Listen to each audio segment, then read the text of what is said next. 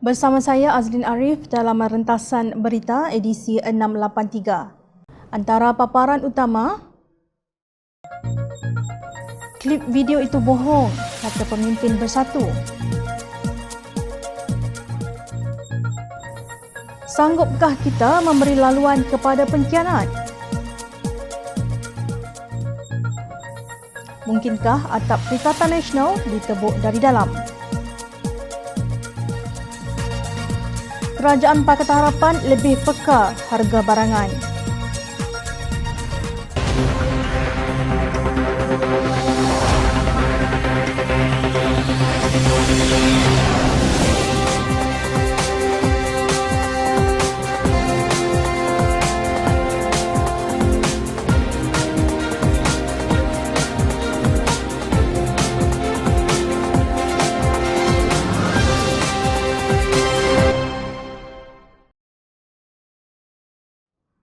Assalamualaikum dan salam sejahtera.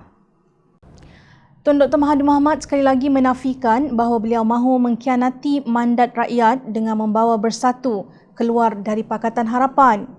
Beliau berkata demikian ekoran munculnya satu klip video kononnya suaranya ketika di dalam mesyuarat Majlis Pimpinan Tertinggi MPT Bersatu. Dalam satu hantaran ringkas di Facebook, beliau berkata ada yang berniat jahat menyebarkan klip audio saya yang jelas disunting. Saya cabar mereka keluarkan rakaman penuh mesyuarat MPT. Saya kekal setia bersama rakan-rakan yang berjuang dengan saya sebelum pilihan raya umum ke-14, kata bekas Perdana Menteri ke-7 itu. Beliau berkata telah ditawarkan jawatan Perdana Menteri tetapi menolaknya kerana ingin terus bersama Pakatan Harapan. Kalau betul saya mahu mengkhianati mandat rakyat, saya boleh lakukan dahulu apabila dicalonkan sebagai Perdana Menteri Perikatan Nasional. Saya tolak, susah dan senang kita bersama, tegasnya. Sebelum itu, Ketua Armada Bersatu Syed Saddiq Abdul Rahman berkata Tun Dr. Mahathir mengulangi kata-katanya supaya jangan memaksanya mungkir janjinya kepada PH. Syed Saddiq berkata Tun Mahathir membuat rayuan itu setelah ditekan oleh segerombolan ahli MPT dalam mesyuarat yang berlangsung pada 23 Februari lalu. Ahli Majlis Pimpinan Tertinggi Bersatu Tariq Ismail bin Mustafa pula berkata beliau hadir dalam mesyuarat tersebut tetapi tidak mendengar wujudnya keputusan parti itu menarik diri dari PH. Anehnya, walaupun saya salah seorang ahli MPT yang hadir di mesyuarat tergempar tanggal 23 Februari 2020 tersebut, tidak sekalipun pada ingatan saya keputusan dibuat agar menarik diri dari gabungan PH. Hakikatnya, usul untuk keluar dari PH untuk bergabung bersama Muafakat Nasional berakhir dengan keputusan untuk menyerahkan keputusan muktamad kepada Yang Amat Berhormat Tun Dr. Mahathir setelah beliau menilai dan mempertimbangkan dengan teliti usul tersebut, kata Tariq dalam satu kenyataan. Beliau melihat apa yang mereka lakukan menunjukkan gerombolan langkah Sheraton itu semakin terdesak sehingga mahu melaga-lagakan Datuk Seri Anwar Ibrahim dan DAP dengan Tun Dr. Mahathir. Hakikatnya, puak-puak Sheraton semakin terdesak bagi membuktikan kesahihan mereka sehingga sanggup menimbulkan syak wasangka antara Tun dan PH serta perjuangan asal Bersatu walau apa cara sekalipun. Jika tujuan video ini agar dapat memecah belahkan hubungan antara Tun dan PH serta bagi menimbulkan kemarahan Anwar Ibrahim dan DAP, maka terbukti puak-puak Sheraton telah tersilap kira-kira, ujar Tariq. Menurut ahli MPT Bersatu itu, perseteruan yang berlaku sebelum ini diketepikan demi semangat patriotik dan menjatuhkan gerombolan kleptokrat. Walau pernah berseteru, namun jalinan hubungan profesional antara Tun dan mereka ini masih dapat dijalinkan dengan penuh hormat kerana antara mereka semangat patriotik tebal di sanubari. Sesungguhnya, hanya pejuang-pejuang tulen dapat membawa cita-cita seluruh rakyat yang mengharapkan kembalinya maruah bangsa dengan jatuhnya golongan kleptokrat, tegasnya. Baguslah jika pemimpin Bersatu sedar betapa jahatnya gerombolan yang pernah mereka dakap dalam parti itu yang kini menjadi kerajaan melalui rampasan kuasa. Berkali-kali rakyat Merahin sebagai akar umbi mengingatkan Bersatu agar berhati-hati ketika mengutip mereka untuk dibawa masuk ke dalam pangkuan Pakatan Harapan. Nah, sekarang kita tidak perlu cakap apa lagi. Bersatu pecah dua. Mereka sendiri yang mempamerkan betapa hancingnya bau politik longkang yang mereka pilih sebagai jalan untuk berkuasa. Pengerusi Biro Undang-Undang Amanah Kanun Muhammad Hanifah Maidin membidas kenyataan beberapa orang penganalisis politik yang menyarankan agar Pakatan Harapan PH memberi tumpuan kepada pilihan raya umum ke-15 untuk mengambil kerajaan dan bukannya melakukan hal itu pada masa sekarang. Hanifah mengusulkan 6 hujah. Pertamanya, saya ingin ucapkan terima kasihlah kepada para penganalisis politik tersebut atas analisis mereka. Maaf dan dengan penuh hormat jika saya katakan bahawa analisis anda semua bernilai amat-amat rendah dan hampir mencapai tahap tidak ada nilai. Saya tidak pasti di mana anda semua simpan disiplin ilmu anda, katanya. Menurut Hanifah, PH adalah sepenuhnya kerajaan rakyat yang mewakili semua bangsa, etnik dan agama. Keduanya, sekiranya kritikan anda semua itu benar-benar jujur, cadangan anda semua bahawa perlu tunggu hingga pilihan raya umum ke-15 untuk ambil alih kerajaan, itu sewajarnya ditujukan kepada Perikatan Nasional PN yang membentuk kerajaan sekarang tanpa sebarang mandat rakyat dalam sebarang pilihan raya, kata Hanifah lagi. Menurut ahli parlimen Sepang itu, ia diakui sendiri oleh Tan Sri Muhyiddin Yassin semasa berucap secara langsung di televisyen baru-baru ini. Ketiga, jika PH kembali berkuasa pada masa ini, hakikatnya ia berkuasa semula dengan mandat rakyat yang diberi oleh rakyat menerusi pilihan raya umum ke-14. Mandat tersebut tidak pernah ditarik balik. Bukankah mandat itu untuk tempoh 5 tahun? Justru siapa yang tidak hormat kepada mandat rakyat tersebut? Soalnya. Bagi bidasan keempat, Hanifah berkata meminta agar PH menunggu sehingga pilihan raya umum ke-15 nampaknya berdasarkan andaian atau premis bahawa kerajaan PN ini wajar dibiarkan mentadbir beberapa tahun lagi. Dalam hubungan ini, Hanifah mengingatkan kerajaan kini memiliki saiz kabinet yang lebih besar berbanding PH. Kerajaan PN meriah mengagih-agihkan ghanimah kepada aktor-aktor politik seperti pelantikan sebagai duta khas bertaraf menteri dan pelantikan dalam syarikat berkaitan kerajaan GLC bagi membeli kesetiaan. Menurut Hanifah, ia merupakan kerajaan yang lebih teruja membebaskan insan yang terpalit dengan skandal mega One Malaysia Development Berhad, 1MDB. Sedarkah para penganalisis berkenaan mengenai semua realiti ini? Selain banyak isu lain membabitkan imej negara, ekonomi, pelaburan asing, keyakinan pelabur dan sebagainya, beliau menyoal.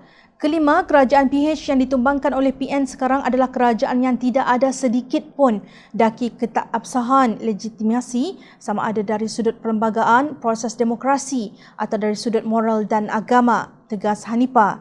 Bekas Timbalan Menteri Undang-Undang di Jabatan Perdana Menteri berkata tiada sedikit pun elemen pengkhianatan dalam pembentukan kerajaan PH. Ia dibentuk secara sah, secara bermoral dan beretika sambil menjunjung tinggi semangat dan roh perlembagaan persekutuan. Hanifah mengaku kerajaan Pakatan Harapan tidak sempurna, namun siapa yang boleh menafikan kesungguhan kerajaan PH bagi membetulkan kerosakan amat teruk yang ditinggalkan oleh kerajaan sebelum ini. Hanifah mendakwa kerajaan PH mendapat pujian ramai rakan sejawatnya yang turut berjanji untuk membantu. Keenam, saya tertanya-tanya di mana suara para penganalisis politik itu semua ketika PN mengambil alih kerajaan PH secara tidak bermaruah hingga digelar kerajaan pintu belakang atau kerajaan tebuk atap. Kenapa pada masa itu kita tidak dengar mereka menasihati PN agar menunggu sehingga pilihan raya umum ke-15 untuk menjadi kerajaan? Bidasnya. Imej negara yang dikenali sebagai negara kleptokrat mula terhakis apabila Malaysia mencatatkan peningkatan dalam aspek indeks persepsi rasuah melonjak ke tangga 51 daripada tangga 61 pada 2018. Indeks kebebasan media juga meningkat daripada kedudukan 145 kepada kedudukan 123 iaitu peningkatan sebanyak 22 anak tangga. Semua itu dicapai dengan keringat, air mata dan penat lelah pemimpin Pakatan Harapan bersama aktivis dalam hujan lebat dan terik. Tidak seperti penganalisis yang melontarkan pandangan dari bilik berhawa dingin. Berdiam diri menunggu pilihan raya umum ke-15 sama seperti memberi laluan kepada pengkhianat bagi merosakkan semua usaha untuk membina semula negara. Beberapa pemimpin gabungan Parti Sarawak GPS dilaporkan bingung mengenai perjanjian persefahaman MOU yang ditandatangani ketua-ketua parti untuk menubuhkan Perikatan Nasional PN. Ahad lalu, satu MOU dikeluarkan mengandungi deklarasi persetujuan antara Bersatu, Barisan Nasional, PAS, Gabungan Parti Sarawak GPS, Parti Bersatu Sabah PBS dan Parti Solidariti Tanah Airku STAR untuk membentuk Perikatan Nasional. Tiba-tiba Presiden Parti Rakyat Sarawak PRS James Masing berkata beliau tidak tahu menahu mengenai perubahan pendirian GPS dalam PN. PRS adalah parti komponen dalam GPS, gabungan yang memerintah Kerajaan Negeri Sarawak. Kami sepatutnya Perikatan Plus GPS, kata Masing yang juga Timbalan Ketua Menteri Sarawak, lapor The Malaysian Insight. Menurutnya, parti komponen GPS, Parti Pesaka Bumi Putera Bersatu PBB, Parti Rakyat Bersatu Sarawak SUPP, Parti Demokratik Progresif PDP dan PRS masih belum secara rasmi menjadi anggota PN. Masing berkata GPS hanya menyokong Tan Sri Muhyiddin dilantik sebagai Perdana Menteri untuk menamatkan pergolakan politik negara pada Februari lalu, jelasnya. Ketua Penerangan PBB Idris Buang juga bingung mengenai MOU berkenaan. Apa yang saya faham, GPS bukan anggota PN tetapi hanya rakan sekutu untuk membentuk kerajaan persekutuan, kata Ahli Dewan Undangan Negeri Muara Tuang itu. GPS merupakan ahli Barisan Nasional tetapi meninggalkannya setelah gabungan itu kalah dalam pilihan raya umum 2018. Namun, GPS kembali bekerjasama dengan Barisan Nasional selepas langkah Sheraton. Terdahulu, Ahli Majlis Tertinggi UMNO Datuk Seri Mahathir Khalid berkata MOU menubuhkan PN tidak mengikat parti-parti politik dalam kerajaan untuk mendaftar sebagai sebuah gabungan rasmi. Ia hanyalah untuk memudahkan urusan pentadbiran Parlimen yang bersidang pada 18 Mei lalu serta membolehkan kerajaan bergerak. Adakah ini bermakna kedua gerombolan ini, UMNO dan GPS, telah menipu Yang di-Pertuan Agong Al-Sultan Abdullah dengan berpura-pura menyokong Muhyiddin peneraju PN? Sementara itu, Tun Dr. Mahathir Mohamad dilaporkan berikrar tidak akan berhenti daripada usaha menjatuhkan Muhyiddin Yassin dari kerusi Perdana Menteri. Ini kerana beliau berang dengan tindakan Muhyiddin yang bekerjasama dengan Barisan Nasional untuk mengambil alih tampuk pemerintahan Malaysia. Dalam kempen sebelum pilihan raya umum ke-14 lalu, Tun Dr. Mahathir menggelarkan para pemimpin UMNO sebagai pencuri dan sebagainya. Salah untuk membuat penyusunan pintu belakang ini. Kami mahu memberi rakyat kerajaan sah yang mereka pilih. Itu matlamat kami, katanya kepada Reuters dalam wawancara melalui sidang video. Berdasarkan kedudukan mereka selepas upacara titah diraja pada 18 Mei lalu, PN hanya meraih 113 kerusi daripada 222 kerusi di Dewan Rakyat. Bagaimanapun, Kerajaan Perikatan Nasional berjaya mengelakkan undi tidak percaya yang diusulkan oleh Tun Dr. Mahathir setelah menangguh Dewan Rakyat selepas titah diraja tanpa perbahasan. Tun Dr. Mahathir berikrar akan meneruskan kerjasama dengan pengerusi PH, Datuk Seri Anwar Ibrahim untuk menggulingkan kerajaan PN. Kata Tun Dr. Mahathir, Muhyiddin akan berdepan masalah besar kerana apa sahaja peluang yang ada, beliau akan dibuktikan tidak sah menjadi Perdana Menteri. Menurutnya, parti pembangkang akan menolak rang undang-undang yang dibawakan kerajaan Muhyiddin di Parlimen jika undi tidak percaya tidak dibenarkan dibentang. Jika semua yang dibawanya ke Parlimen ditolak, bagaimana beliau mahu teruskan? Soal Tun Dr. Mahathir. Nampak gaya atap rumah PN berpotensi akan ditebuk dari dalam. Kerajaan Pakatan Harapan ternyata lebih cekap dalam melaksanakan skim harga maksimum musim perayaan SHMMP berbanding Perikatan Nasional yang mentadbir hari ini. Kerajaan Pakatan Harapan mengumumkan skim tersebut 2 minggu sebelum ketibaan Syawal pada tahun lalu berbanding Perikatan Nasional yang lembap dan menunggu pada penghujung Ramadan untuk berbuat demikian. Malah berdasarkan SHMMP yang diumumkan Kementerian Perdagangan Dalam Negeri dan Hal Ehwal Pengguna KPDN-HCP, baru-baru ini hanya 11 barangan yang dilihat tersenarai. Situasi ini berbeza dengan apa yang telah dilakukan Kerajaan Pakatan Harapan yang meletakkan 27 barangan di bawah senarai SHMMP.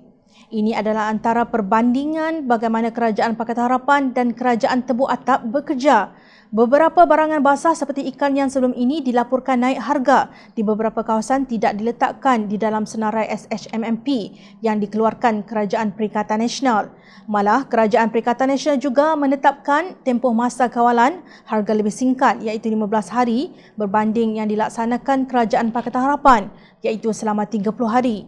Perbandingan ini jelas membuktikan Kerajaan Pakatan Harapan peka dan prihatin serta mendengar keluhan rakyat yang terbeban lebih-lebih ketika tiba musim perayaan yang memerlukan perbelanjaan yang banyak, lapor Roket Kini.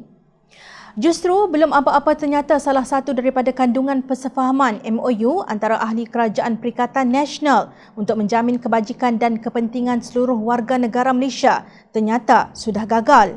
MOU itu menyebut memastikan suatu bentuk pentadbiran dan pengurusan kerajaan di peringkat persekutuan dan negeri-negeri yang baik, inklusif serta bertaraf dunia yang menjurus ke arah menjaga dan memastikan kebajikan, kepentingan, kemakmuran dan keharmonian rakyat dipelihara dan dipertingkatkan serta menjamin kemajuan serta pemulihan ekonomi dan pembangunan negara.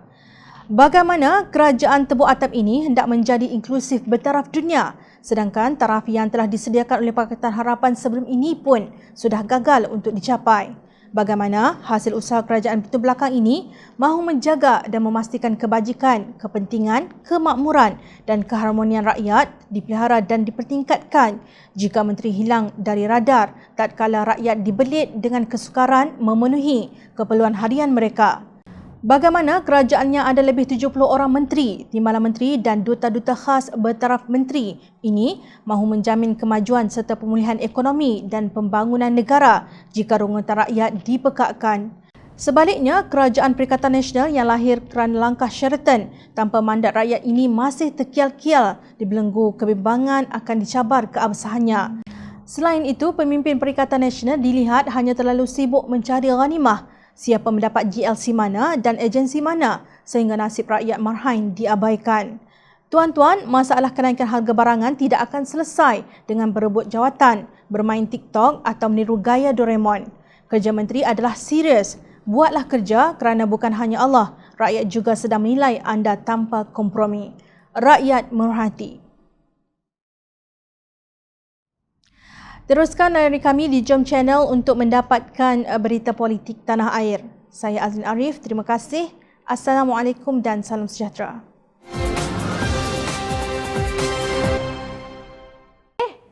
Hai! Jangan lupa klik kanan untuk rentasan berita, klik kiri untuk keratan berita dan jangan lupa untuk subscribe kami tau.